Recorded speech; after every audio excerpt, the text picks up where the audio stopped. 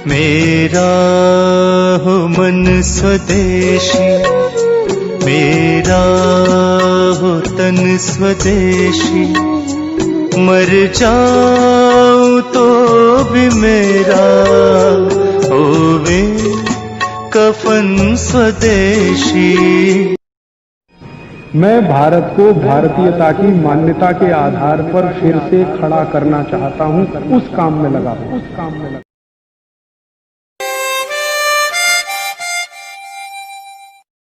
वंदे मातरम बंकिम चंद्र चटर्जी ने लिखा था। उन्होंने इस गाने को लिखा, लिखने के बाद 7 साल लगे, उसके बाद ये गाना लोगों के सामने आया। क्योंकि उन्होंने जब ये गाना लिखा उसके बाद एक उपन्यास लिखा, उसका नाम था आनंद मठ, उसमें इस गीत को डाला। वो उपन्यास छपने में 7 साल लगे। 1882 में ये आनंद मठ उपन्यास का हिस्सा बना वंदे मातरम, और उसके बाद जब लोगों ने उस उपन्यास को पढ़ा तो इसका अर्थ पता चला कि वंदे मातरम क्या है। आनंद मठ उपन्यास बंकिम चंद्र चटर्जी ने लिखा था अंग्रेजी सरकार के विरोध में, और अंग्रेजी सरकार को सहयोग करने वाले उन राजा महाराजाओं के विरोध में जो किसी भी जाति और संप्रदाय के हों लेकिन अंग्रेज सरकार को सहयोग करते। फिर उसमें उन्होंने बगावत की भूमिका लिखी और ये कहा कि अब बगावत होनी चाहिए, विद्रोह होना चाहिए, ताकि इस अंग्रेजी सत्ता को हम पलट सकें, और इस तरह से वंदे मातरम को सार्वजनिक गान बनना चाहिए, ये उन्होंने घोषित किया। उनकी एक बेटी हुआ करती थी बंकिम चंद्र चटर्जी की, जिसका अपने पिताजी से बहुत मतभेद था। मतभेद किस बात पर था? उनकी बेटी कहती थी कि आपने वंदे मातरम लिखा है, इसके शब्द बहुत क्लिष्ट हैं और बोलने और सुनने वाले की ही समझ में नहीं आएंगे, तो गीत को आप ऐसा सरल बनाइए जो बोलने वाले और सुनने वाले को समझ में आए। तो उस समय बंकिम चंद्र चटर्जी ने कहा कि देखो, आज तुम्हें लगता है कि ये क्लिष्ट है, लेकिन मेरी बात याद रखो, थोड़े दिन के बाद ये गान भारत के हर नौजवान के होठों पर होगा, हर क्रांतिवीर की प्रेरणा बनेगा। उसके बाद हम सब जानते हैं कि ये घोषणा करने के लगभग 12 साल के बाद चटर्जी जी का स्वर्गवास हो गया, वो जीवित नहीं रहे। बाद में उनकी बेटी और परिवार के लोगों ने ये जो आनंद मठ पुस्तक थी जिसमें ये गान था, इसका बड़े पैमाने पर प्रचार किया। वो पुस्तक पहले बांग्ला में बनी, फिर बाद में उसका मराठी हुआ, हिंदी हुआ, तमिल, तेलुगु, कन्नड़, बहुत सारी भाषाओं में छपी, और उस पुस्तक ने क्रांतिकारियों में जोश भरने का काम किया। उस पुस्तक में क्या था? ये पूरी व्यवस्था का विरोध करें, क्योंकि ये विदेशी है, आताताई है, ऐसा वो सब था। उसमें बहुत सारी ऐसी जानकारियां थी जो लोग सुनकर उबलते थे, जानकर उबलते थे। अंग्रेजी सरकार ने बार बार इस पुस्तक पर पाबंदी लगाई, कई बार इसके बहुत सारे अंश काट छांट दिए, कई बार इसको जलाया गया, लेकिन पुस्तक की मूल प्रति किसी न किसी रूप में सुरक्षित रही, तो ये आगे बढ़ती रही।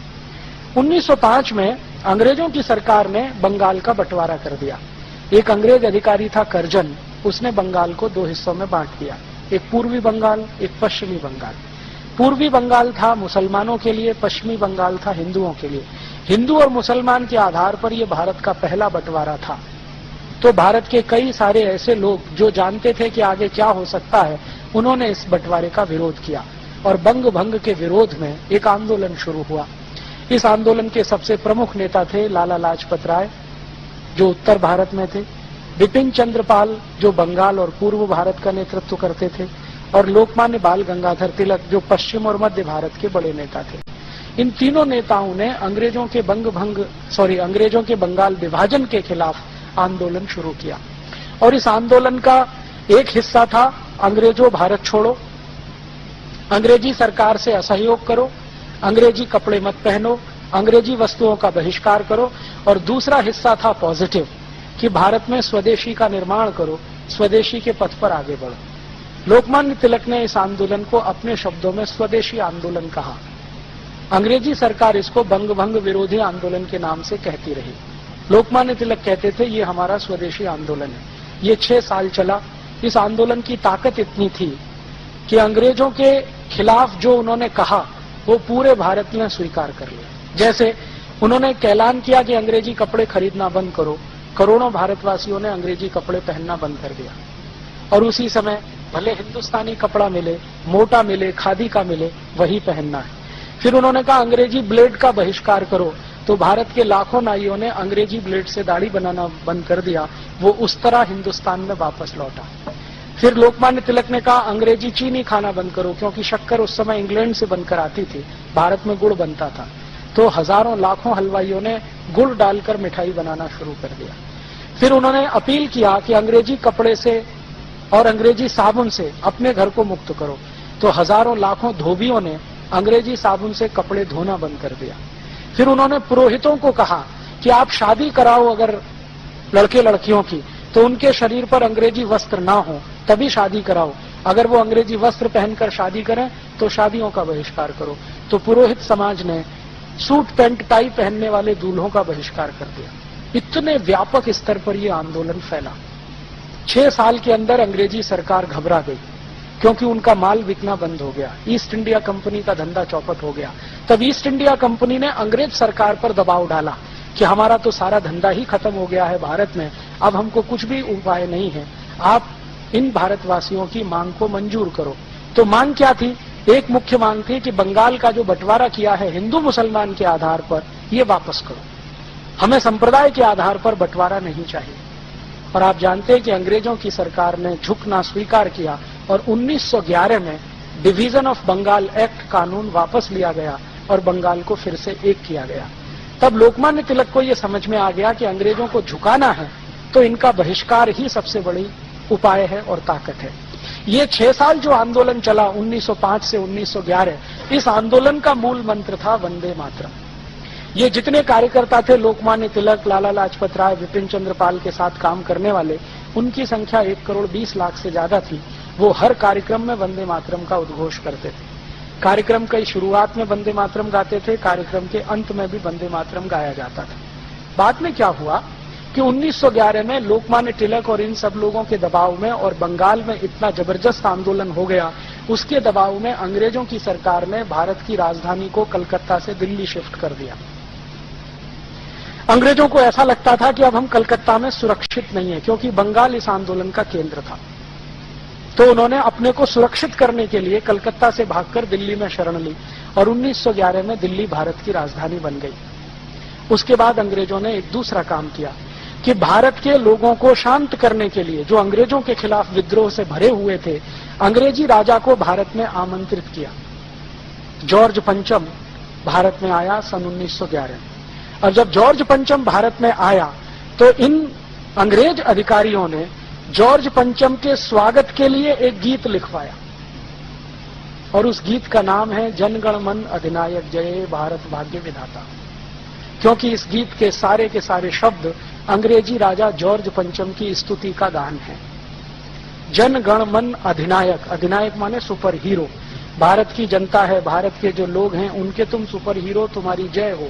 माने कौन? जॉर्ज पंचम। इस गीत को जिन्होंने लिखा वो थे श्री रविन्द्रनाथ टैगोर।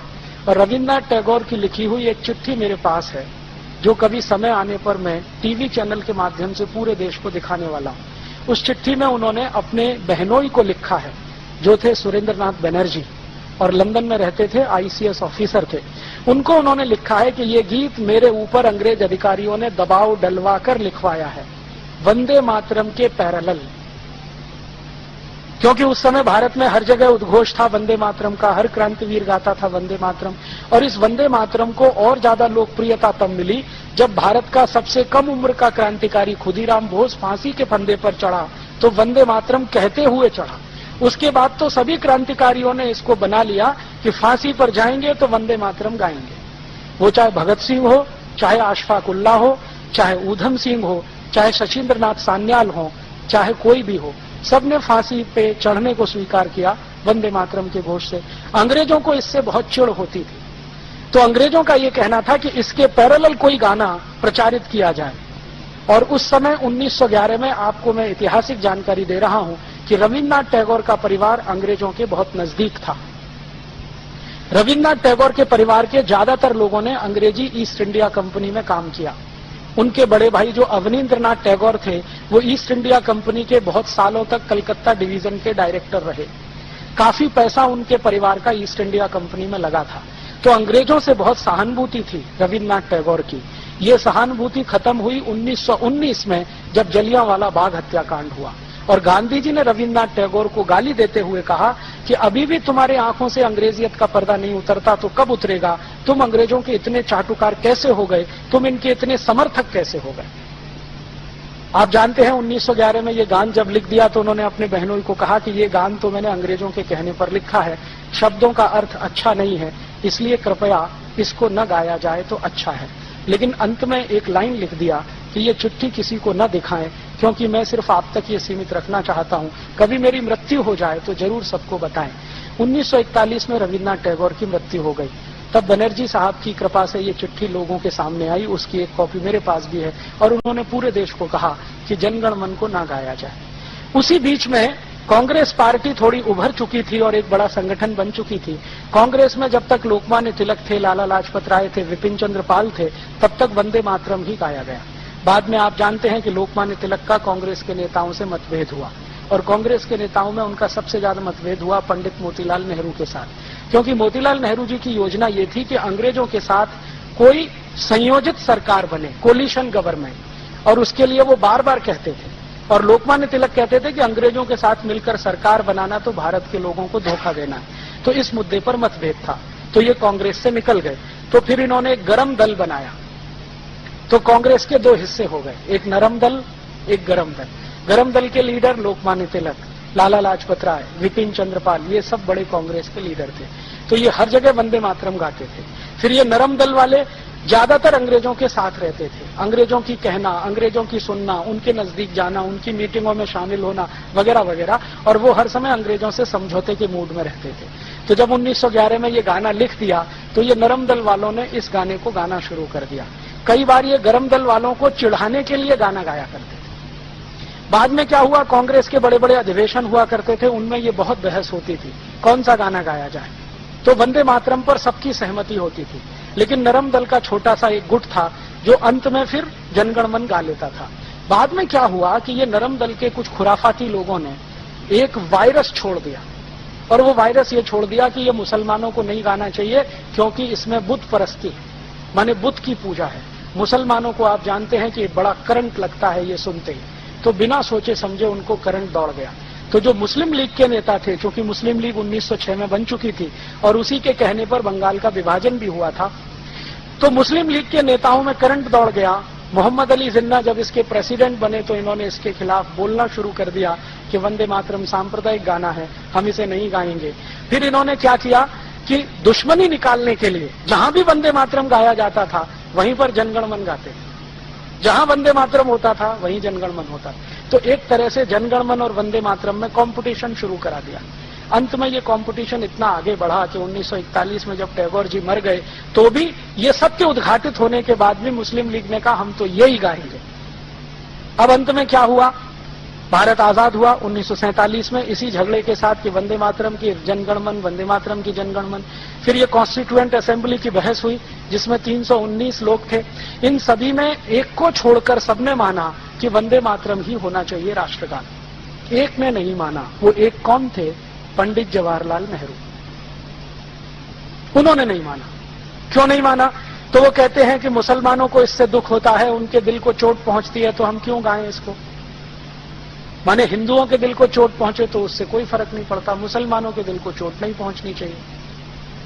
और नेहरू जी कहते थे कि इस समय मुस्लिम लीग की राजनीति चल रही है, भारत का बंटवारा किया है, इसका तोड़ करने के लिए मुसलमानों को साथ रखना जरूरी है, तो उनकी इन बातों को मान लेना ही अच्छा है। तो नेहरू जी बार बार यही तर्क देते थे। अंत में क्या हुआ कि सभी कॉन्स्टिट्यूएंट असेंबली के मेंबर्स ने कहा जी हमको तो ये बैठता नहीं है जनगण मन, तो फैसला कौन करे। तो गांधी जी के पास पहुंचे, तब तक गांधी जी जीवित थे। तो गांधी जी ने कहा कि जनगण मन के पक्ष में तो मैं भी नहीं हूं और तुम वंदे मातरम के पक्ष में नहीं हो, तो कोई तीसरा गाना निकालो। तो उन्होंने कहा आप ही निकाल के दे दो। तो गांधी जी ने एक गाना निकाल के दिया जो हमारा बाद में झंडा गान था, उसके पहले वो झंडा गान नहीं था। विजयी विश्व तिरंगा प्यारा, झंडा ऊंचा रहे हमारा, इसकी शान न जाने पाए, चाहे आन भले ही जाए। ये जो गाना था गांधी जी ने कहा इसको बना लो। तो नेहरू जी उस पर भी तैयार नहीं। अब नेहरू जी का तर्क क्या था? नेहरू जी का तर्क था कि ये गाना ऑर्केस्ट्रा पे नहीं बज सकता और जनगण मन ऑर्केस्ट्रा पे बज सकता है। और जनगण मन आप जानते हैं अंग्रेजों का लिखवाया हुआ गीत था जॉर्ज पंचम के स्वागत के लिए। इसके एक एक शब्द को ध्यान दें, जनगण मन अधिनायक जय है, तुम्हारी जय हो, भारत भाग्य विधाता, तुम भारत के भाग्य विधाता हो, पंजाब सिंध गुजरात मराठा द्राविड़ उत्कल बंग विंध्य हिमाचल यमुना गंगा उच्छल जलद तिरंग, तब शुभ नामे जागे, हम तुम्हारे नाम की शुभकामनाओं के लिए तब शुभ आशीष मांगे, आशीष मांगते हैं, तुम्हारी जय हो जय हो जय हो। जॉर्ज पंचम ने जब ये सुना तो उसको अर्थ तो समझ में नहीं आया, फिर उसने इंग्लिश ट्रांसलेशन कराया तो जॉर्ज पंचम का स्टेटमेंट था कि इतनी खुशामद तो मेरी इंग्लैंड में भी कोई नहीं करना। बहुत खुश हुआ जॉर्ज पंचम। कौन है रविन्द्रनाथ टैगोर, बुलाओ मेरे पास लेके आओ। तो रविन्द्रनाथ टैगोर को परिचय कराया गया। अंत में जॉर्ज पंचम जब विदा हुआ तो उस समय की वो नोबेल प्राइज कमेटी का चेयरमैन भी था, तो उसने रविन्द्रनाथ टैगोर का नाम नोबेल प्राइज के लिए रिकमेंड कर दिया, क्योंकि वो उनके गीत से प्रभावित था। अब रविन्द्रनाथ टैगोर के लिए संकट खड़ा हो गया कि जिस गाने को वो खुद अच्छा नहीं मानते, दबाव में लिखा हुआ है, उसी पर नोबेल प्राइज मिल रहा है। तो उन्होंने अंग्रेजों से कहा कि कम से कम एक कृपा करो मेरे ऊपर कि पूरे देश में ये प्रचारित करो कि मेरी गीतांजलि पर ये मिल रहा है नोबेल पुरस्कार। तो हम सब जानते हैं कि गीतांजलि पर नोबेल प्राइज मिला है। गीतांजलि में कोई दम नहीं है कि उसको नोबेल प्राइज दिया जा सके। मैंने गीतांजलि कई बार पढ़ी है, ऐसा कुछ दम नहीं है। उससे ज्यादा अच्छी कविताएं इस देश में बहुत सारे कवियों की लिखी गई हैं, लेकिन छुपा दिया उन्होंने इसको और पूरे देश में प्रचारित कर दिया कि ये गीतांजलि पर मिल गया। वास्तव में हुआ ये था कि जॉर्ज पंचम का इतना चाटुकारिता भरा गान जो गा दिया, उस पर वो खुश होकर नोबेल प्राइज दे गया। गांधी जी को जब ये सच्चाई पता चली तो 1919 में जब जलियांवाला बाग हत्याकांड हुआ तो गांधी जी ने बहुत कड़क पत्र लिखा रविन्द्रनाथ टैगोर को, और वो पत्र आप पढ़ेंगे तो रो देंगे। इतनी गालियां सभ्य शब्दों में वो दे सकते थे, वो उन्होंने दिया। फिर खुद गांधी जी मिलने गए कि तुम अभी तक अंग्रेजों की स्वामी भक्ति में डूबे हुए हो, अभी भी उनका सहयोग कर रहे हो, ये हमारे भारत के लोगों को मार रहे हैं, काट रहे हैं, कब इनका साथ छोड़ोगे। तब रविन्द्रनाथ टैगोर ने अपनी उपाधियां वापस की और अंग्रेजी सरकार के खिलाफ उन्होंने लिखना शुरू किया। 1919 के पहले रविन्द्रनाथ टैगोर के लिखे गए लेख सब अंग्रेजी सरकार के समर्थन में हैं। फिर 1919 के बाद उन्होंने जो लेख लिखे हैं वो थोड़े थोड़े उनके विरोध में गए। तो जनगण मन ऐसा गान है जो उन्होंने लिख दिया जॉर्ज पंचम के लिए, और हम हिंदुस्तानियों ने पंडित नेहरू के कहने पर उसको राष्ट्रगान बना लिया। जबकि 318 सांसद, संसदीय समिति जो थी ना, कॉन्स्टिट्यूएंट असेंबली के 318 लोग वो कहते थे कि वंदे मातरम होना चाहिए, अकेले नेहरू जी कहते थे जनगण मन होना चाहिए। और नेहरू जी माने वीटो उस जमाने का। आप में से बहुत सारे बुजुर्ग जिन्होंने नेहरू जी को देखा है यहाँ हैं। नेहरू जी माने वीटो। नेहरू जी ने जो कहा वही कानून, नेहरू जी ने कहा वही आदेश, नेहरू जी ने कहा वही कैबिनेट का फैसला। और जो नेहरू जी ये धमकी दें कि मैं सरकार छोड़ रहा हूं तो पूरी कांग्रेस हिलना शुरू हो जाती थी। उस जमाने में India is Nehru, Nehru is India ये नारा, बाद में Indira is India, India is Indira ये नारा। तो इस तरह का वो था, जैसे नीरो के समय में, जैसे क्लॉडियस के समय में, वैसे ये। तो नेहरू जी का कहना माने अंतिम वाक्य तो कांग्रेस ने स्वीकार कर लिया कि भाई यही ठीक है। फिर इन्होंने तब तक इसको लटका कर रखा जब तक गांधी जी की हत्या नहीं हुई। गांधी जी की हत्या के बाद इसको पिटारे में से निकाल लिया और जनगण मन को राष्ट्रगान घोषित किया। अब विद्रोह की स्थिति ना आए पूरे देश में तो वंदे मातरम को राष्ट्रगीत का दर्जा दे दिया कि भाई ये भी चले और ये भी चले, वो जो क्या कहना, दोनों को संतोष रहे। तो ये है इतिहास। और आज हिंदुस्तान की सरकार ने एक सर्वे किया है पूरे हिंदुस्तान का, और वो रिपोर्ट अभी आई है थोड़े दिन पहले, अर्जुन सिंह की मिनिस्ट्री में है। वो रिपोर्ट में ये पूछा गया था भारत के लोगों से कि आपको कौन सा गाना ज्यादा पसंद है, जनगण मन या वंदे मातरम। 98.8% लोगों ने कहा है वंदे मातरम। फिर अभी थोड़े दिन पहले बीबीसी ने एक सर्वे किया है, ब्रिटिश ब्रॉडकास्टिंग कॉरपोरेशन। उन्होंने एक स्पेशल फीचर बनाया है वंदे मातरम पर, जो आजकल दिखाया जा रहा है लंदन में। तो बीबीसी ने एक सर्वे किया है कि जहां जहां भारतवासी रहते हैं दुनिया में, उनसे पूछा जाए तो उन सर्वे में से 99% लोगों ने कहा है वंदे मातरम। और बीबीसी के सर्वे से एक नई जानकारी मिली है कि दुनिया में सबसे लोकप्रिय गानों में वंदे मातरम दूसरे नंबर पर है। दुनिया में बहुत सारे देश इसको समझते नहीं है, लेकिन इसकी जो लय है ना और इसका जो संगीत है, वो कहते हैं कि ये हम में जज्बा पैदा कर देता है। इसमें संगीत और लय देने का काम किया था पंडित विष्णु दिगंबर पलुस्कर ने। बहुत बड़े संगीतज्ञ थे, हम सब जानते हैं। विष्णु दिगंबर पलुस्कर ने इसकी लय बनाई, और इसमें ये जो आज जिस लय में हम गाते हैं ना, ये उनकी दी हुई है, विष्णु दिगंबर पलुस्कर की। उन्होंने ये लय बनाकर गाना शुरू किया, और बीच में जो संगीत भरा गया है वो भी उन्हीं के समय का है। बाद में ये वंदे मातरम लता मंगेशकर ने गाया, आशा भोसले ने गाया। थीम वही है जो विष्णु दिगंबर पलुस्कर की है। तो ये इतिहास है वंदे मातरम का, और उसके साथ है जनगण का। अब हम तय करें क्या गाना है।